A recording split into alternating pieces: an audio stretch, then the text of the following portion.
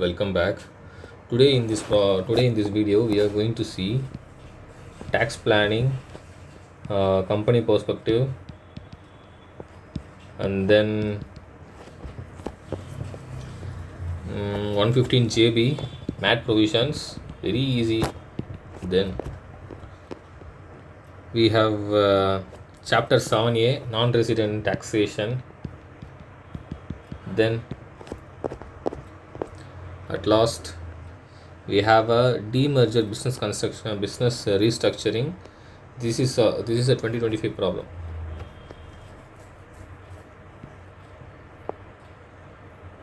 Okay, so all these we are going to cover in this video. Let's quickly start the problem. Okay, what they are saying, Sara Private Limited, no, Kanpur new manufacturing company. New manufacturing, it's, you see itself, you have to check two conditions, which is whether it is one thing, which is 1 for 2019 it is incorporated and set up on. We have to check, yes, it is actually incorporated and set up after. This manufacturing unit is eligible for 115 BAB, which is 15 percentage taxation, 15 percentage plus 10 percentage surcharge plus 4 percentage taxation. Okay, it's a default, surcharge is default here. Okay, then what they have given in the question is just we'll just prepare the table and just accommodate all the values here. 115 BAB normal provisions, net to profit, how much? 30 lakh 90,000, 30 lakh 90,000, right? Then what else we have? Depreciation is given, add back, no, expenses debited are credited in the following items with the net profit. We have to adjust the certain things. Expenses debited, disallowed. Okay, depreciation as per companies act standard, we will be adding back 4 lakh 50,000. Then comes employer contribution as well as employees contribution to EPF of 11 lakh each, 11 lakh in employer, 11 lakh in employee. Okay, they both for the March month they have deposit in the May only. The provision is employer contribution, the company can deposit within return on ROE filing, but when it comes to employees contribution they have to deposit with the government within the next following month of 15th. So they have breached this contract, so it becomes disallowed. Okay, now employer, that those sentences what we have as a provision, what we know as a provision, we have to keep on writing beneath the adjustments, then only we'll get the full marks. Okay, employer contribution, nothing. Employee contribution, how much? 11 lakh, we have to add back. Then comes dividend 11 lakhs we have received from Indian company. Dividend is the income, so income credited, disallowed. How much? 17 lakhs.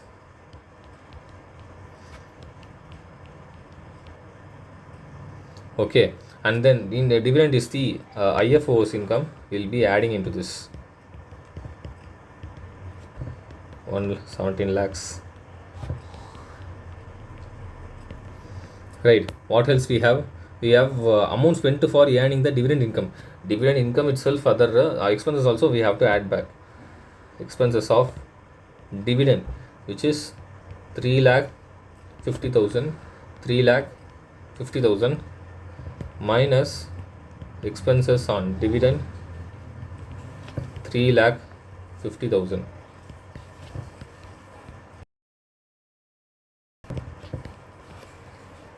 Okay, we'll strike out this.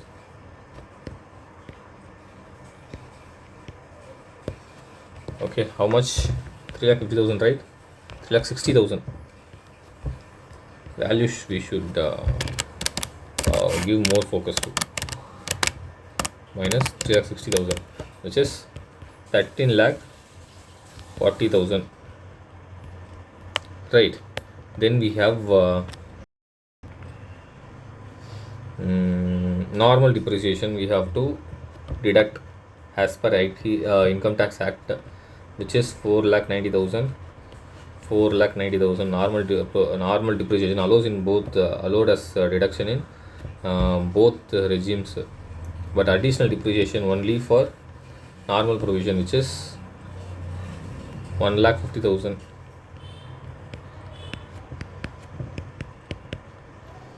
Then what else we have? We have dividend declared and distributed rupees 20 lakhs. Okay, we are paying out we are declaring the dividend of 20 lakhs. Date of dividend is 25th October 24. Okay, so we have a dividend information also. Dividend information we are not going to showcase here because that is not deductible indeductible item of non-deductible item of from the balance of IT Act. So why this information is given is to calculate the ATM intercorporate dividends. First we will calculate the total income. PGBP income is how much?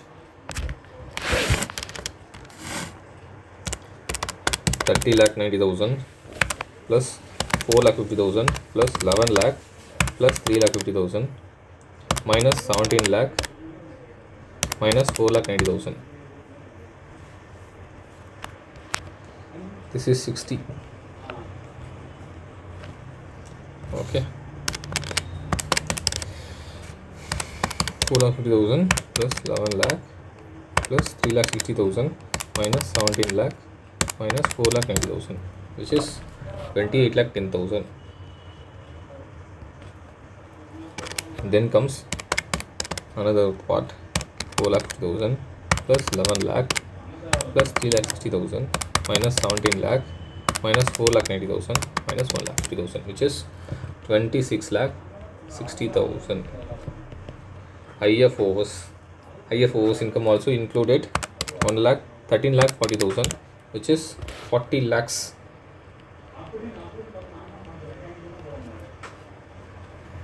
Okay, when we are deducting the expense on dividend, no, we have to follow a procedure. Expense on dividend is allowed up to the 20% of dividend income only.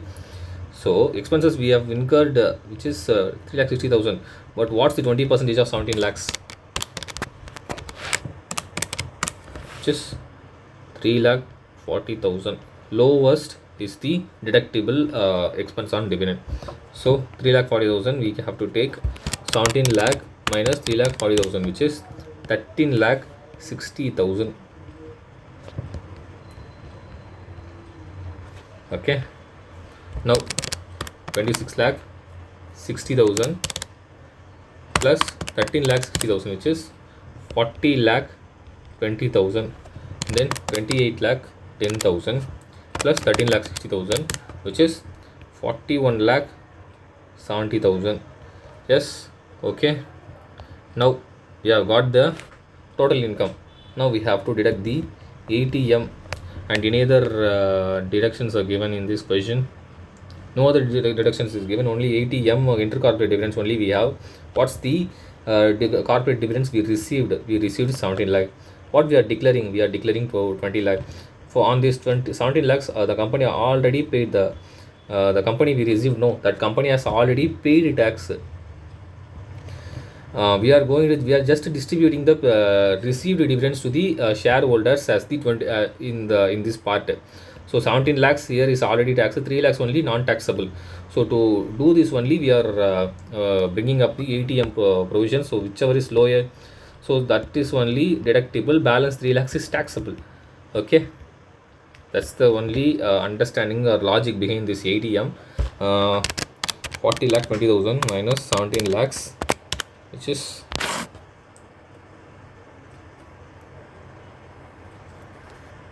23,20,000. But The 17 lakhs is the whole amount, gross amount, but we have we have shrinked it down by expenses, no. So we have to take this amount. The only taxable amount is the only amount received is 13 lakh 60 after deducting the expenses. So lowest of this 13 lakh 60,000, 13 lakh 60,000, get that 40 lakh 20,000 minus 13 lakh 60,000, which is 26 lakh 60,000. Then 41 lakh 70,000 minus 13 lakh 60,000, which is 28 lakh 10,000. What's the tax liability? This is the net taxable income we found. Okay, now we have to find out the tax liability. Tax rate is for 115 BAB 15%, for 150 for normal provisions 25%, right? Because this Sara Private Limited is below 200 crore annual turnover. Now plus 10% plus 4% plus 4% only 28 lakh 10,000 into 15% into 110% into 104%. So tax liability is 4,82,196. 26 lakh 60,000 into 25% into 104%, which is 6,91,600. So this is the tax liability we have found. That's it. The problem is over. Simple problem. The only trickiest part is this dividend part only. So that we have to be careful with. Okay. Right. We'll go to the next problem. 115 JB. 115 JB is the simple logic, limited provision problem. Not very extensive like PGPP. Here we are same like we are taking the net profit only, but we are only deducting the few items, few adjustments that has been given in the 115 JB to calculate the MAT provisions, to calculate the MAT taxable income, minimum tax, minimum alternate tax, right? So what it is saying is, 1 minute.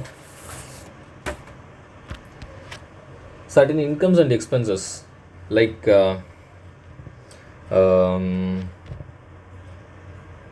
income and expenses adjustments.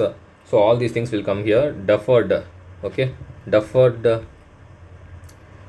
income or expense, that not parts here, and then reserve transferred or reserve withdrawn, that won't come. Reserve transferred or reserve withdrawn, that won't come here. Then depreciation, total depreciation will be taking, and will be removing except the portion of revaluation assets, that will come here.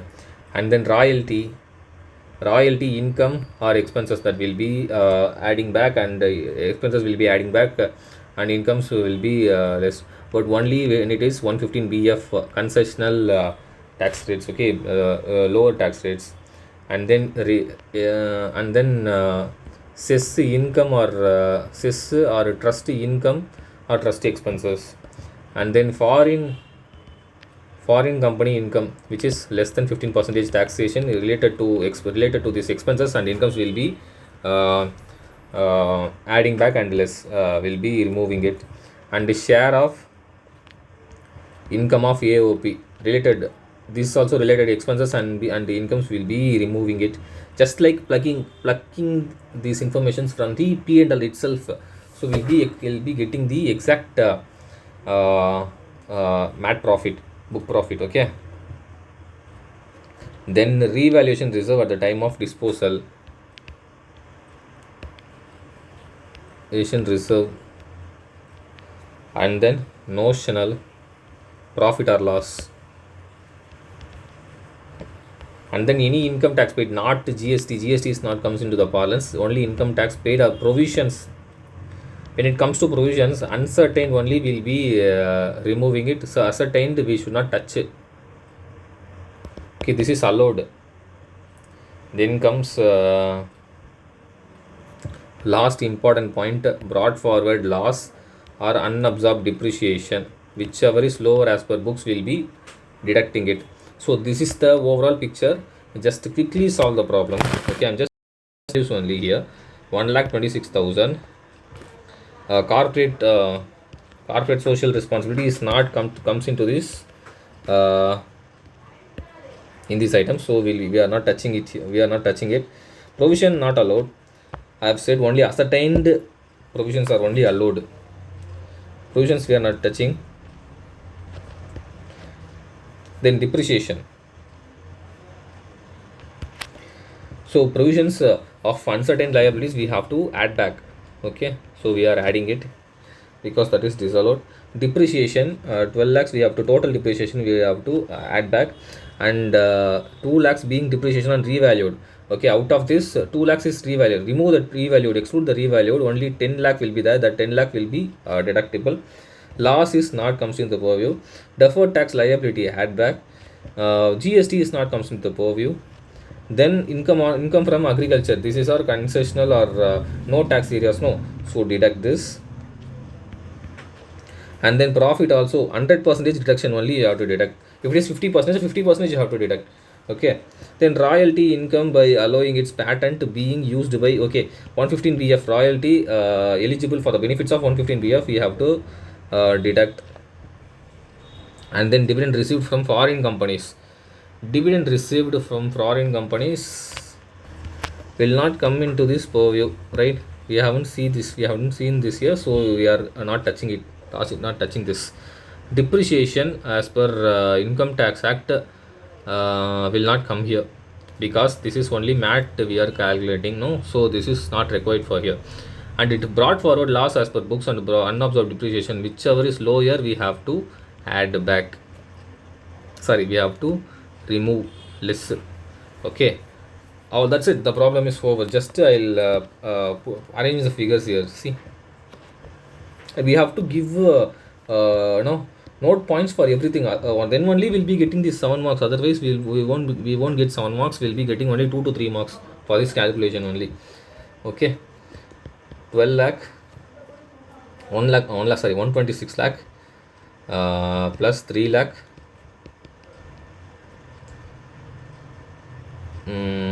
plus 12 lakh minus 10 lakh depreciation plus 6 lakh deferred liability provision we are not touching. Income from agriculture, which is 6 lakh, says 10 lakh. Then comes royalty income, which is 15 lakh. Then comes dividend is not comes into the purview. Then comes absorbed unabsorbed depreciation and brought forward loss, whichever is lower, 8 lakhs. Okay, do this will be 126 plus 3 plus 12 plus 6 plus minus 10 minus 6 minus 10 minus 15 minus 8. So 98 lakh is the book profit. We need to calculate the tax. That's it, the problem is over. We'll go to the third problem now. Okay, Aditya, a non-resident aged 45 years, in an employee of Global UK and settled in UK. Okay, during the previous year 2024-25, he received a monthly salary of pounds 12,000, which is what's credited to his bank in UK itself. So this is not comes into the picture for when we are calculating for NR taxation. Only which are related to in India, that one we will be taking. Okay, now he had acquired certain shares and debentures in Indian companies in India by remitting foreign currency, and during the previous year 2024-25 he earned a dividend income of 1,50,000. Okay, so IF overs dividend income, how much? 1,50,000. Then he has also received the interest income, how much? 4 lakh. Then apart from the above, he also purchased the shares worth 4 lakh on 10th June 2020. Okay, 10th June 2020 he has purchased and sold it on 30th June 2024. 10/6/20 purchased, 30th/6/24 sold 4 lakh, 5.25 lakh, and then he invested the entire to get the exemption under this provision. We have to check whether the entire sale consideration he has reinvested. He invested the entire sale consideration in the shares of another Indian company, but it should be within 6 months. He has to invest. How much, in how many days he has invested? He has invested in 15th Feb.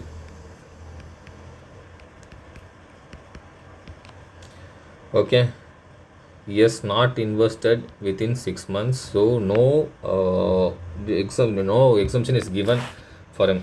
Okay, so 1,50,000 plus 4 lakh, which is 5,50,000.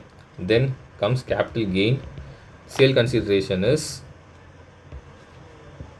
5.25. Okay, 5,25,000. Expenses nothing, so net sale consideration is 5,25,000. Cost of acquisition comes 4 lakh. Okay, is there any exemptions provided? This is LTCG. LTCG is 1,25,000 minus exemption. No exemption he is eligible for, so entire 1,25,000 is taxable. Then what else we have? Indexation is not applicable, not applies when 23/7/2024 the transfer is happening. So no indexation after this date. So he has made a transfer. Okay, here he has made a transfer before the date only, but from June 26 attempt, the indexation will be irrelevant. So you will be no, consider this value itself as it like that. Okay. Yeah, but we are speaking from the general parlance, but he is a non-resident. For non-resident, the indexation is not at all applicable. So what I have previously said is wrong. So I have stand corrected. The indexation benefit is not applicable for, even though he is even though he has transferred the shares between 23 July 2024, he is not eligible. Okay, so this is a trap. Right. Okay, now any other income? IFOs taken. Okay, he has a let out property in Mumbai fetching monthly rent of uh, 20,000, right? So 20,000 into 12, which is 2,40,000. Okay, standard deduction 30% into 70%, which is 1,68,000 is the taxable income. So total all this will be having the income of 8,43,000 is the total income. Is there any other deductions is given? Nothing. No deduction is allowed under chapter 7A because we are charging the concessional tax rates. What's the tax rate on dividend income or investment incomes? 20%. Okay, no such charge is levied for that amount. Then 4%. Then for 5,50,000 into 20% into 104%, which is 1,14,400. Then tax at 10% plus 4% on CG. CG is 1,25,000. No basic exemption limit provided for non-resident. So 10% to 104% is 13,000. Then we have IFHP income. IFHP income comes into the slab rate.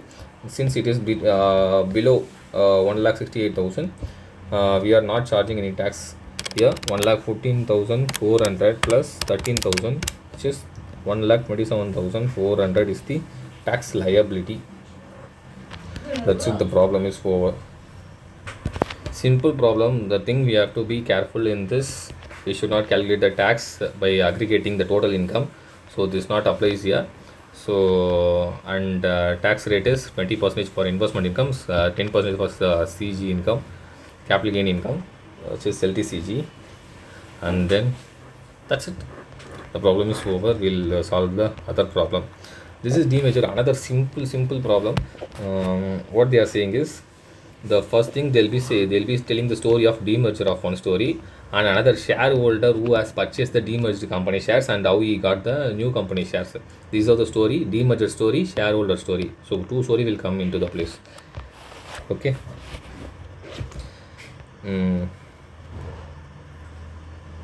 Right. The conditions for demerger to not attract, when demerger happens, no, there is a transfer taking place. Transfer means capital gains we have to calculate. To exempt from this capital gain, we have to satisfy few conditions. More than 70% of existing shareholders should be take place in the demerged companies,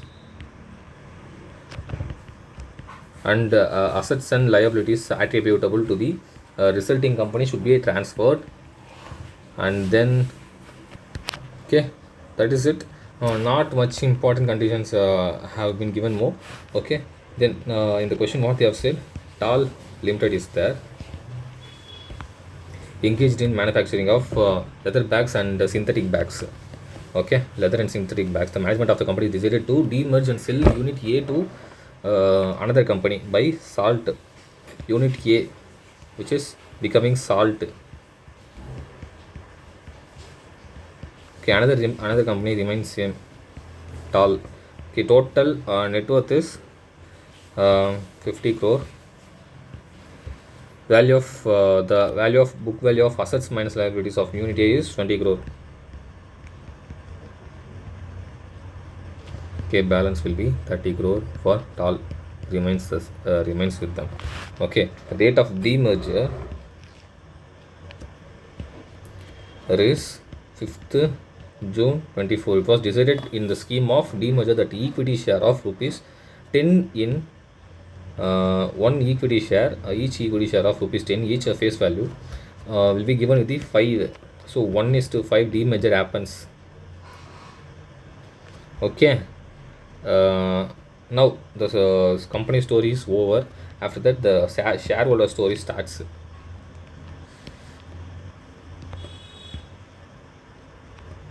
Okay, what they are saying, Sunil is there.